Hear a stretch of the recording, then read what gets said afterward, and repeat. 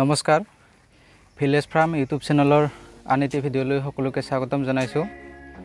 আজি মই ভাৰ্মিকম্পষ্ট অৰ্থাৎ কেঁচু সাৰৰ বিষয়ে এটা ভিডিঅ' লৈ আহিছোঁ আৰু এই কেঁচু সাৰটো কেনেকৈনো একেবাৰে কম খৰচত আৰু কম ঠাইতে প্ৰস্তুত কৰিব পাৰি সেইটোকে মই দেখুৱাবলৈ গৈ আছোঁ। গতিকে ভিডিঅ'টো আপোনালোকে চাই থাকক।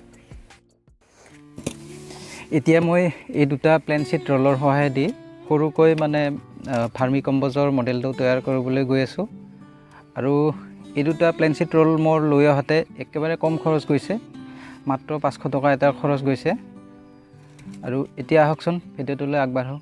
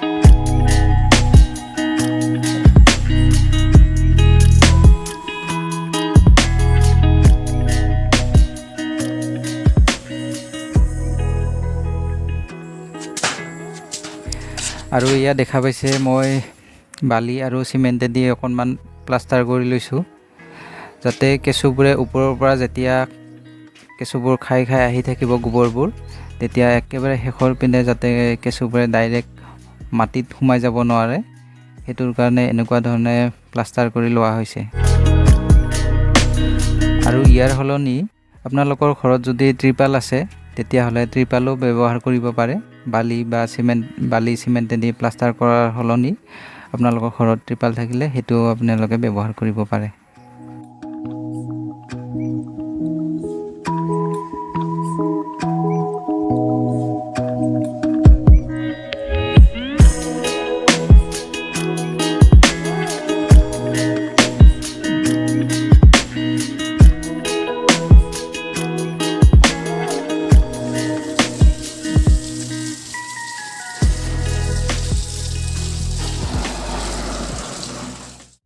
আৰু এয়া দেখা পাইছে মই গোবৰখিনিত এনেকুৱা ধৰণে পানী মাৰি আছোঁ, যাতে গোবৰখিনি ঠাণ্ডা হয়, লগতে গোবৰত উৎপন্ন হোৱা কিছুমান বেয়া গেছ যাতে ওলাই যায়, সেইটোৰ কাৰণে এনেকুৱা ধৰণে পানী মাৰি থকা হৈছে। আৰু কেঁচুবোৰক সাধাৰণতে যিবোৰ মানে কম টেম্পাৰেচাৰৰ প্ৰয়োজন হয়, গোবৰবোৰ বেছি গৰম হ'ব নালাগে, সেইটোৰ কাৰণে টেম্পাৰেচাৰটো কমাবৰ কাৰণে আৰু যিবোৰ ইয়াত বেয়া গেছ উৎপন্ন হয় গোবৰত, সেইবোৰ যাতে ওলাই যায়, সেইটোৰ কাৰণে এনেকুৱা ধৰণে গোবৰখিনি বেডত নিদিয়াৰ আগতে এই কামটো বাহিৰতে কৰি ল'ব লাগে। আৰু যেতিয়া সম্পূৰ্ণৰূপে গোবৰখিনি ঠাণ্ডা হৈ উঠিব, আপোনালোকে হাত দি চেক কৰি চালে গম পাব, যেতিয়া সম্পূৰ্ণৰূপে ঠাণ্ডা হ'ব তেতিয়াহে বেডত দিয়াটো প্ৰয়োজনীয়।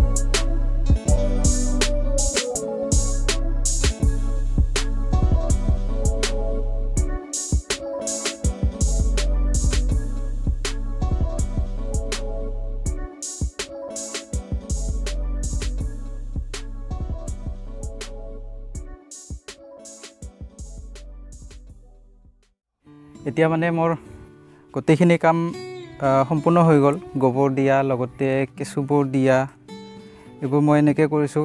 এটা টেংকি কৰিছোঁ আৰু এটা টেংকি কৰিছোঁ, কাষতে দুটা টেংকি কৰিছোঁ। আৰু মই এইবোৰ এনেকুৱা ধৰণে কৰিছোঁ। এইটো মৰাপাতৰ যিটো চুতলি বস্তা হয়, এইটো এনেকুৱাকৈ ঢাকি ৰাখিছোঁ। আৰু যিবোৰ মানে শুকান কিছুমান কলৰ পাত আছে, সেইবোৰ এনেকুৱা ধৰণে দি দিছোঁ। আৰু লগতে বতাহত বাগৰি আছিল কলগছ এডাল, সেইবোৰ এনেকুৱাকৈ টুকুৰা টুকুৰিকৈ কাটি মই দি দিছোঁ। লগতে এইবোৰ কিছুমান শুকান ঘাঁহৰ পাত আছে, সেইবোৰো এনেকুৱাকৈ দি দিছোঁ। এইবোৰ দিয়াৰ ওপৰত মই দি দিছোঁ এনেকুৱাকৈ। এইবোৰ আচলতে কেঁচুবোৰে যাতে ৰ'দ নাপায় আৰু বেছিকৈ যাতে পোহৰটো তেওঁলোকে কেঁচুবোৰে অনুভৱ কৰিব নোৱাৰে, সেইটোৰ কাৰণে এনেকুৱা ধৰণে মই শুকান পাতবোৰ আৰু এই যিখন আপোনালোকে দেখিছে চুতলি বস্তা মৰাপাতৰ, এনেকুৱাকৈ মানে ঢাকি ৰাখিছোঁ, যাতে সিহঁতে মানে আন্ধাৰ নে পোহৰ সেইটো বেছি অনুভৱ কৰিব নোৱাৰে। কাৰণ কেঁচুবোৰে সদায় আন্ধাৰটো ভাল পায় আৰু পোহৰটো বেছি ভাল নাপায়। সিহঁতে মানে যিমান আন্ধাৰ হয় সিমান খাই থাকিব, গোবৰবোৰ খাই থাকিব, খাই সাৰ কৰিব। আৰু সেইটোৰ কাৰণে ওপৰত এনেকুৱা ধৰণে ঢাকি ৰখা হৈছে। আৰু লগতে ইহঁতে মানে ঠাণ্ডাত থাকি ভাল পায়, বেছি গৰম হ'লে বেয়া।